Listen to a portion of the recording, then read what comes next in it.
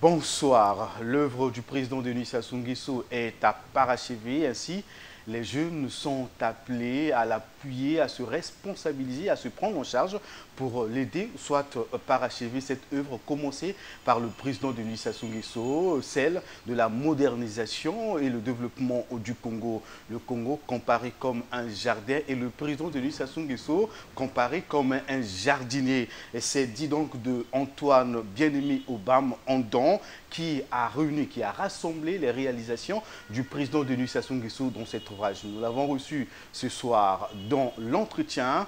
Bonsoir Antoine Bien-Aimé Obama-Andon. Bonsoir M. Fortune. Alors, vous allez nous dire, êtes-vous écrivain, homme politique ou encore simple citoyen qui pense qu'il faut écrire sur le président Denis Sassou Nguesso? Bon, simple citoyen, oui, et homme politique engagé. Je suis un jeune très engagé dans la politique, mais qui n'est pas encore dans les partis politiques, tout simplement parce qu'il ne trouve pas son intérêt là-dedans. Et j'ai écrit ce livre parce que depuis, il faut dire, c'est depuis 2011 que je suis engagé dans la vie sociopolitique de mon pays avec mon père, avec un de mes grands frères appelé Lassie Bouti. Et en 2011, j'ai débuté, mais pas dans la fondation Obama, où nous avons commencé par l'intégration des peuples autochtones. Et après cela, à Brazzaville, j'avais créé une association appelée Jeunesse et Éducation qui avait pour but d'éduquer les jeunes à lutter contre le tribalisme, le régionalisme et les antivaleurs. Alors, nous allons parler de votre carrière après ou encore de ce que vous faites après. Nous aimerions comprendre une chose. Qu'est-ce qui vous a motivé, vous êtes très jeune encore, vous êtes né en 1992, vous êtes étudiant. Et qu'est-ce qui vous a motivé, vous, de se lancer dans la politique? Et vous vous dites un homme politique engagé.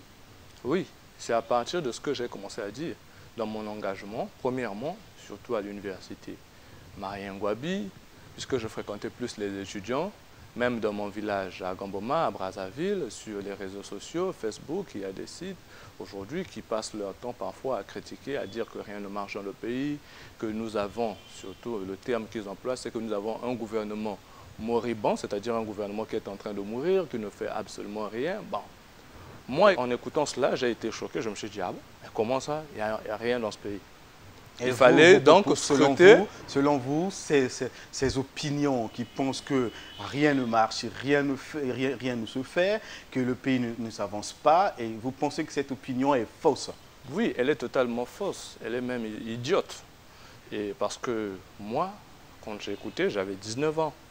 Et j'ai pensé qu'il fallait scruter les réalisations du président de la République pour me rassurer de mon avenir.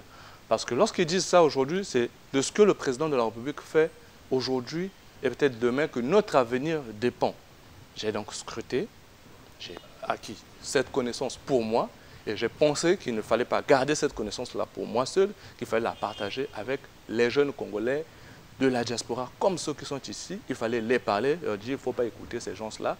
Certainement que ce sont des opposants ou des jeunes qui ne sont pas ici, qui ne connaissent absolument rien, qui sont certainement instrumentalisés ou qui se font tromper par des politiques ou des politiciens aigris. Il fallait parler à ces jeunes-là en écrivant ce livre.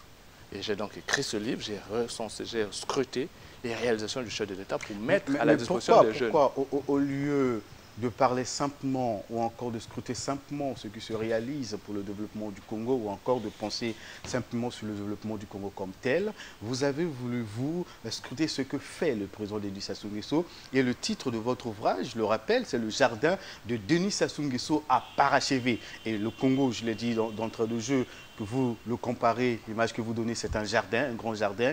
Et le président Denis Sassou Nguesso, c'est le jardinier. Et son œuvre, il faut donc la parachever. Moi, j'aimerais comprendre, vous, qu'est-ce qui vous a intéressé en scrutant un peu ce que réalise le président Denis Sassou Nguesso?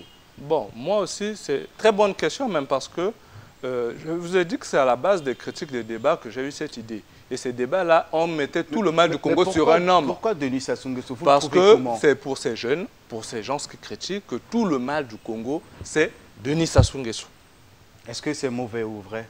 Est-ce que c'est fausse ou bien encore c'est vrai, cette opinion-là? Bon, je voulais ici même en profiter de leur dire que ce n'est pas l'affaire d'une seule personne. Surtout que Denis Sassou Nguesso a réellement commencé à travailler en 2002. Il n'a pas commencé à travailler en 2002. Il a été élu en 2002. Il est parti en 92, en 91-92, et puis il revient en 97 et jusqu'à aujourd'hui au pouvoir. Vous dites qu'il a commencé à travailler en 2002. 79, c'était le parti unique. Le pays était géré par tout le monde, même ceux qui critiquent aujourd'hui.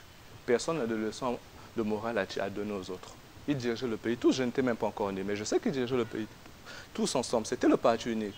Le président Denis Sassou Nguesso, c'est lui qui a instauré le multipartiste au Congo. Il a laissé, il a organisé les élections et je pense qu'il a été là lorsqu'on a organisé les élections. Il y a eu des gens, il y a eu le président Pascal Lissouba qui a été élu démocratiquement. Après, nous avons connu des crises en 1997. Bon, le président Denis Sassou Nguesso a assuré la transition. Il a été élu en 2002 démocratiquement avec un projet de société appelé Nouvelle Espérance qui était basé sur la sécurité, la paix et l'instauration des institutions de la République. Donc pour vous, s'il faut commencer à parler de la présidence de Denis Sassou Nguesso, encore l'exercice du pouvoir par Denis Sassou Nguesso à la tête du pays, il faut commencer à comptabiliser à partir de 2002. Effectivement, s'il faut parler d'un homme, s'il faut parler de Sassou Nguesso, c'est à partir de 2002. Ok, vous avez, nous l'avons dit, vous avez votre ouvrage est compartimenté en 3 parties. Oui. La première, vous la consacrez au projet de société de Denis Sassou Nguesso, La Nouvelle Espérance, de 2002 à 2009. Alors, vous avez rassemblé les réalisations. Pour vous, je vous pose la question de savoir, est-ce que ce projet de société, encore le projet tel qu'il a été présenté en 2002, était une réussite ou encore un échec, la Nouvelle Espérance? C'était un succès, absolument un succès. Parce que la paix et la sécurité a été retrouvée. Les institutions de la République sont stables, même s'il reste encore grand-chose à faire. Et ce qui reste à faire, ce n'est plus à lui de faire. C'est à tous les Congolais. Parce que le mal aujourd'hui au Congo, c'est les caractères inciviques. Il faut donc le rappeler, vous dites que c'était un succès parce que dans la Nouvelle Espérance, le président prenait l'engagement d'accroître les capacités de l'État, assurer la sécurité des personnes et des biens. Vous dites que c'est acquis, garantir les libertés fondamentales et des droits humains, récupérer toutes les armes de guerre illégalement détenues. Vous avez dit tout à l'heure que c'était un acquis, c'était un succès. Réinsérer dans la vie active les ex-miliciens démobilisés. Vous pensez que tout a été fait qu'on appelle les ex-miliciens qui traînent, qui sont aigris aujourd'hui? Bon, s'il y a des miliciens qui traînent, c'est tout simplement parce qu'ils n'ont pas voulu entrer dans l'armée, ils n'ont pas voulu devenir militaires. Mais sinon, nombreux sont là, ils sont dans des administrations, ils sont en train de travailler.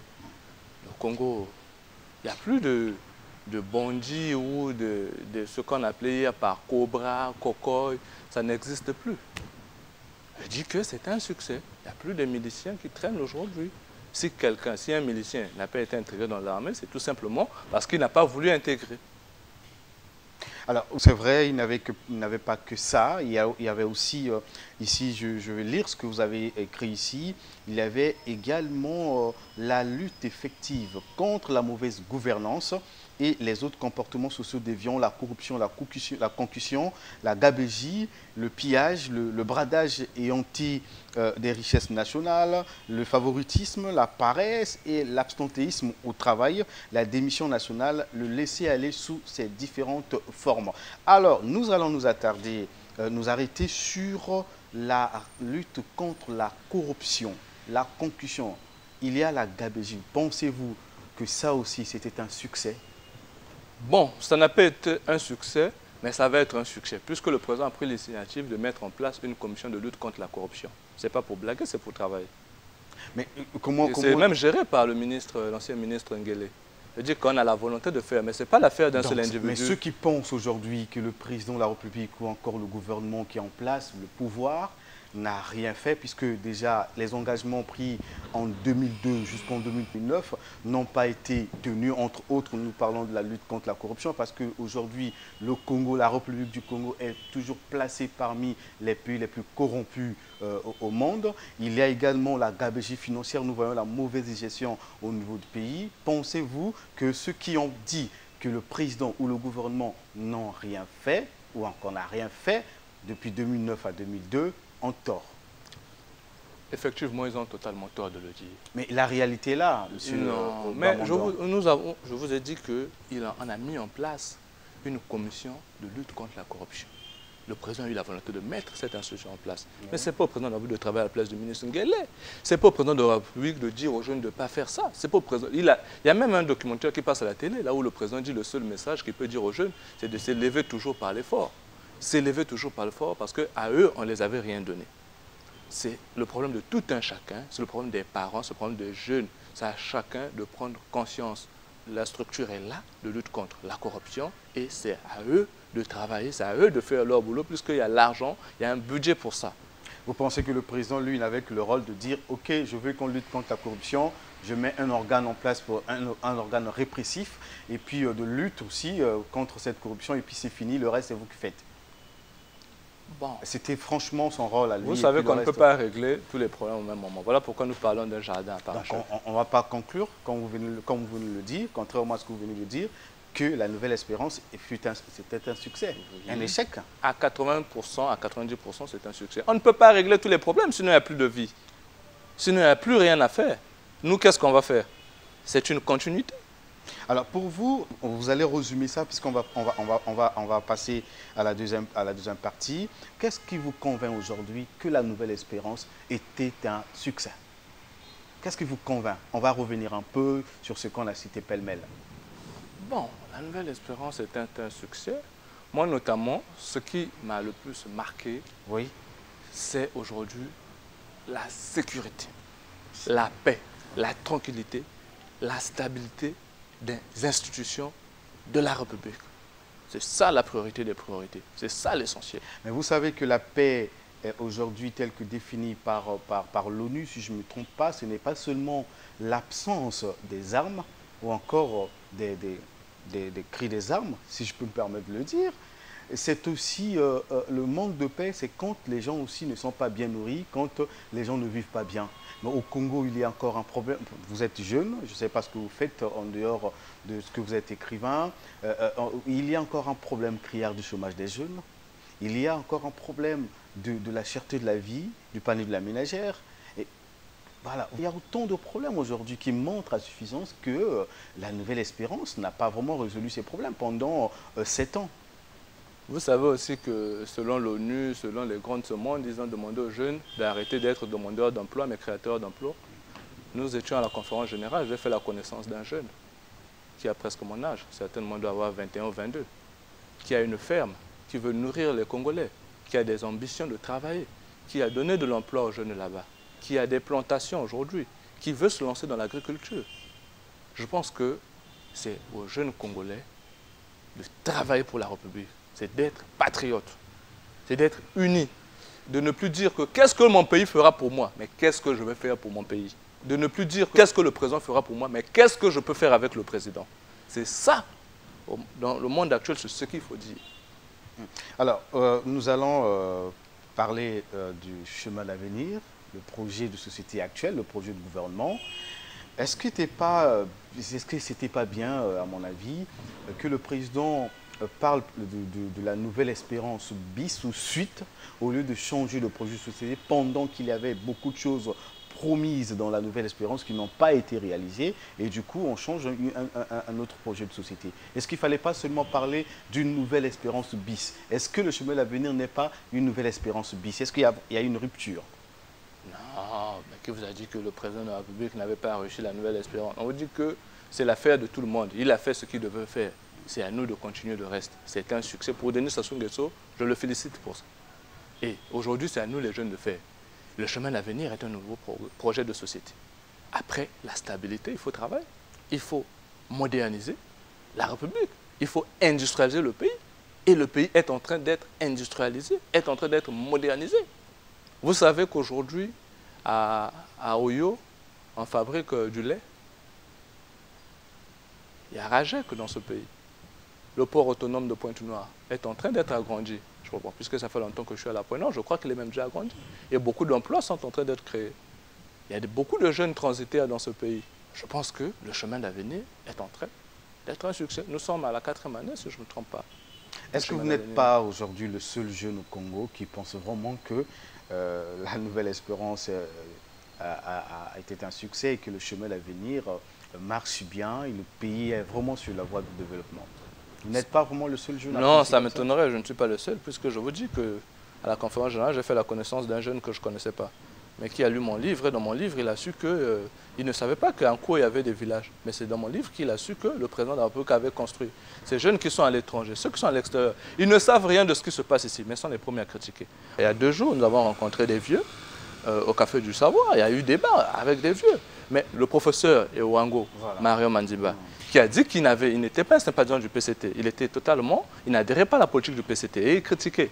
Et qu'est-ce que le vieux Mbongo Kami a fait? Bon, puisque tu critiques, viens, tu vas être mon conseiller. Il lui a pris pour travailler avec lui. Ces jeunes-là, s'ils pensent que rien ne va dans le pays, mais le président de la République a été élu, ils n'ont qu'à venir faire des projets, ils n'ont qu'à venir à critiquer positivement et faire des apports de solutions, faire des propositions pour la République, que de critiquer.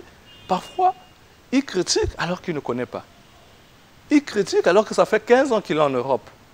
Il y a une question que j'ai envie de vous poser, c'est quand vous dites le jardin de Déni a parachevé, qui va parachever, est-ce qu'il faut donner un autre mandat au président de la République pour parachever son chemin d'avenir ou encore des projets qui n'ont pas été réalisés?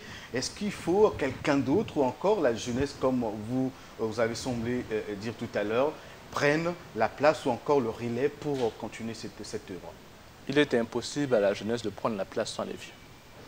Bon, dire que le président de la République doit encore continuer, il faut savoir que le président Denis Sassou Nguesso est aujourd'hui, c'est même pas dit de moi, à la conférence générale toujours, le représentant du président Guillaume Soro nous a dit que le président Denis Sassou Nguesso était le fouet. Guillaume Soro, le président de l'Assemblée nationale.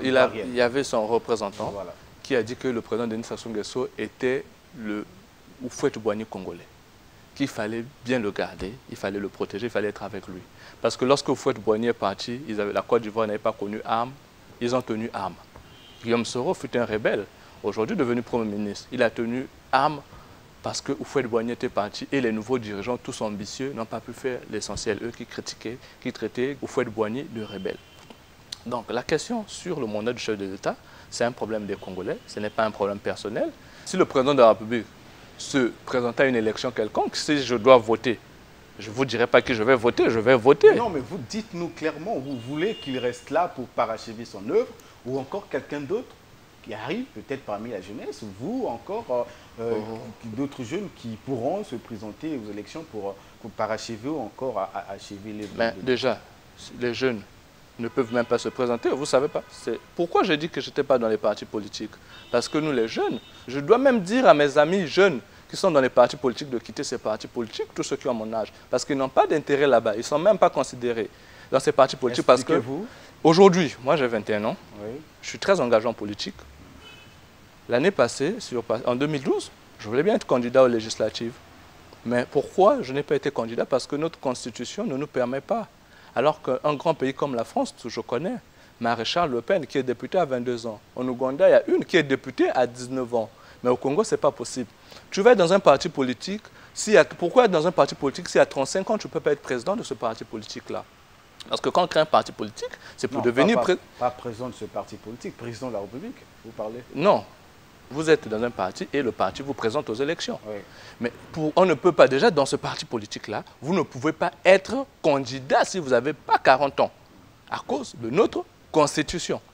Et le jour qu'on va changer, certainement que les vieux pourront penser à nous jeunes, à nous associer réellement, pas les embrouilles qu'on nous fait, conseil des jeunes et quoi, qu'on pourrait nous associer réellement. Moi-même, je pourrais aussi être candidat au présidentiel, pourquoi pas? Ah, donc vous voulez déjà là que la Constitution soit modifiée en faveur de jeunes pour modifier l'âge d'être... Je l'ai toujours dit.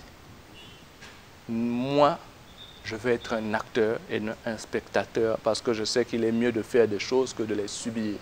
Je veux participer pleinement à la vie sociopolitique de mon pays et pourquoi pas être député à 22 ans, à 23 ans, à 21 ans, à 19 ans.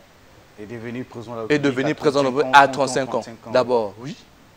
Lui-même, le président Sassou, pour la première fois qu'il a dirigé ce pays, il était très jeune. Marien Ngouabi, Thomas Sankara.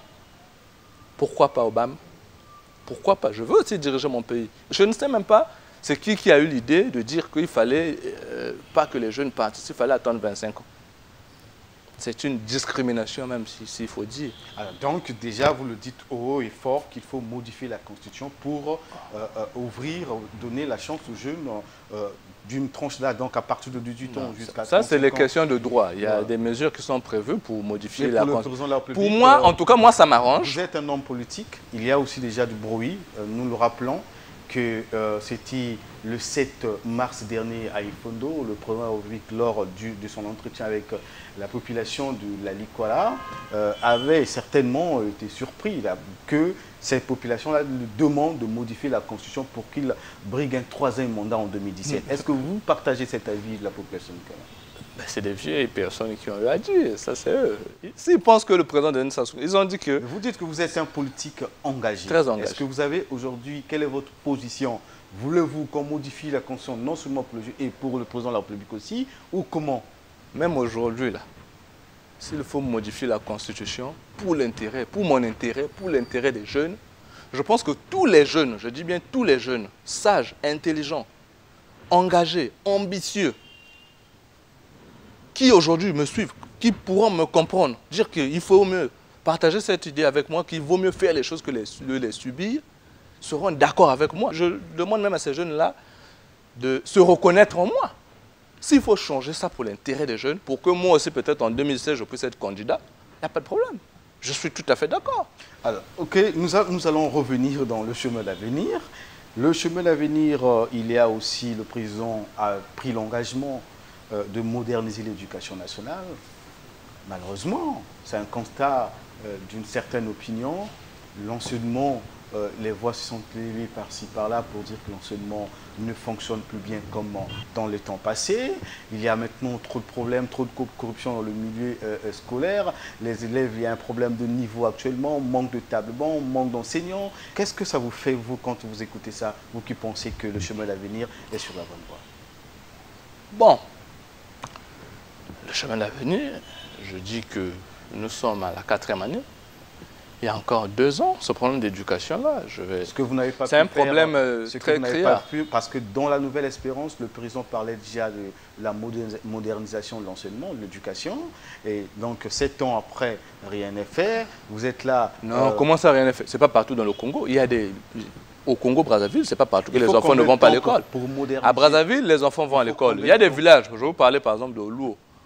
C'est dans Gamboma là-bas.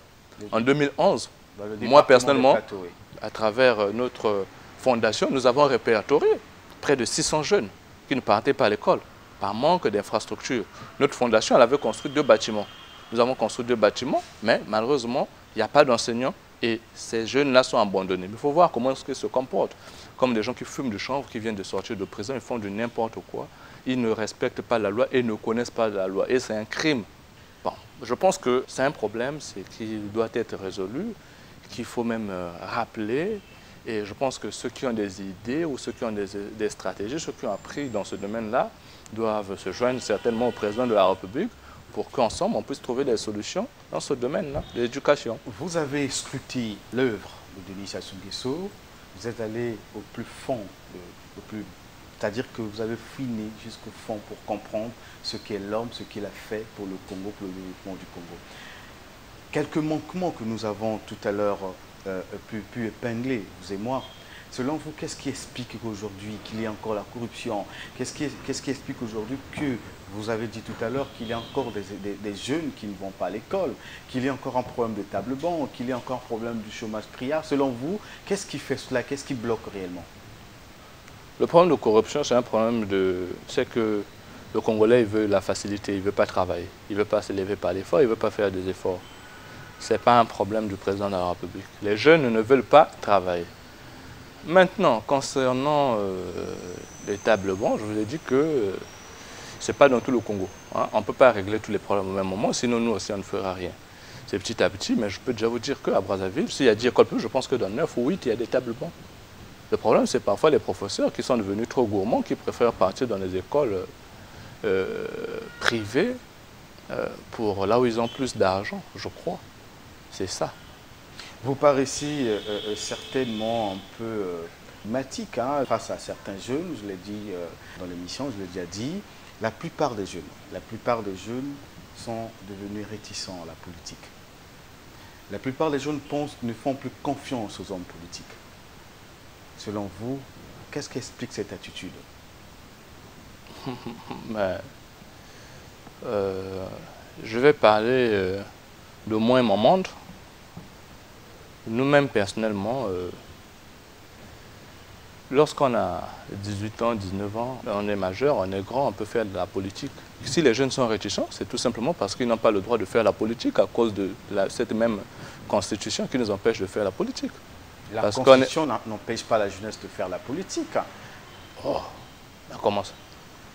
Si moi je veux être député et que je ne peux pas... Pour faire la politique, il faut forcément être député ou encore président de la République. Vous pouvez être dans un parti politique. Je pense que la politique est l'art de régler les problèmes. Oui.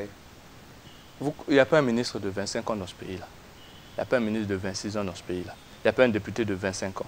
Les postes politiques sont ça. Il y a des députés, il y a des ministres. Il n'y a pas un âge vraiment limité pour les ministres. Hein? Ah, moi, je ne connais pas. Je ne sais pas. Je n'ai jamais connu un ministre de 25 ans dans ce pays. Selon vous, c'est quoi en fait? C'est la Constitution ou encore c'est ceux qui sont là qui empêchent à la jeunesse de se développer, de prendre la responsabilité? Bon, cette question-là, c'est pas... Selon moi, je pense que c'est qu'il y a peu de politiques engagées. C'est à peine maintenant que nous trouvons des jeunes très engagés. Très engagés. Donc vous voulez dire que les jeunes sont en partie responsables de leur, entre guillemets, marginalisation? Oui. Ça dépend. Ceux qui sont là sont élus par le peuple. Et la majorité à Brazzaville aujourd'hui est jeune, la population est jeune. Et je pense que c'est ceux qui ont élu, c'est à eux de décider. Et c'est de notre faute, c'est à nous les jeunes de prendre conscience, de dire non à l'instrumentalisation, de dire non à ceci, non à cela, de travailler, de participer, de parler. Nous parlons des jeunes. Est-ce que les jeunes, eux, ont de la place ou encore sont la priorité du président Sassou dans le chemin d'avenir? Est-ce que la jeunesse occupe une place importante? Mais je pense que oui. Puisque politiquement parlant, je crois que son parti politique est le seul parti politique à avoir une organisation de jeunes. Vous parlez du PCT, du Parti congolais du travail. C'est le seul parti. La FMC, la force montante. Oui, c'est le seul parti où il y a une organisation des jeunes au Congo. Je pense que si le président n'avait pas une considération pour les jeunes, il n'allait pas mettre en place. Est-ce qu'il suffit de mettre une organisation juvénile en place pour dire que tous les problèmes de la jeunesse est pris en compte par le chemin d'avenir? On a mis en place un Conseil national des jeunes récemment. Oui. Il y a eu une conférence générale de la jeunesse. Le Conseil national de jeunesse est l'organe représentatif des jeunes au sein du gouvernement qui a pour but de défendre les droits et intérêts des jeunes. C'est l'initiative du président Denis Sassou Nguesso. Il n'y en avait jamais eu au Congo, un Conseil national des jeunes. À votre époque, vous avez connu un Conseil national des jeunes? Non. Il y avait peut-être l'UGC et autres qui étaient comme une opposition pour le parti dirigeant. Mais aujourd'hui, nous avons mis en place un Conseil national des jeunes. Au niveau de la République, il y a un Conseil national des jeunes et au niveau du parti, du parti qu'on travaille, il y a la force montante congolaise qui regroupe des jeunes de 15 à 35 ans. Alors, nous sommes arrivés à la fin de notre entretien. Vous avez dans votre ouvrage Le jardin de Denis Sassou Nguesso à parachever, mon premier hardi. Donc il y a un deuxième, un tome 2 qui arrive. Oui, oui. Parce que ça c'est le tome 1 et un tome 2 qui arrive. Et avant que vous nous parliez du projet, c'est-à-dire du tome 2, qu'est-ce que les jeunes, eux, doivent faire? Parce que vous les interpellez dans votre ouvrage. Bon, ce que les jeunes doivent faire, c'est de venir contempler le jardin de Denis à parachever. Je pense qu'ici, ce livre constitue... C'est-à-dire que venir et voir de visu ce que fait le président Denis Sassou Nguesso, voir ce que fait le président, ses réalisations pour le développement. Voilà, pour voir ce qui ne se fait pas, ce qui se fait et ce qui sera fait. Comme ça, ce qui ne s'est pas fait, donner des propositions, chercher à savoir pourquoi et faire des propositions. Ce qui s'est fait, nous devons entretenir. Ce qui sera fait, nous devons accompagner et soutenir. Alors, qu'est-ce que vous allez dire dans votre prochain, votre second tome, le tome 2?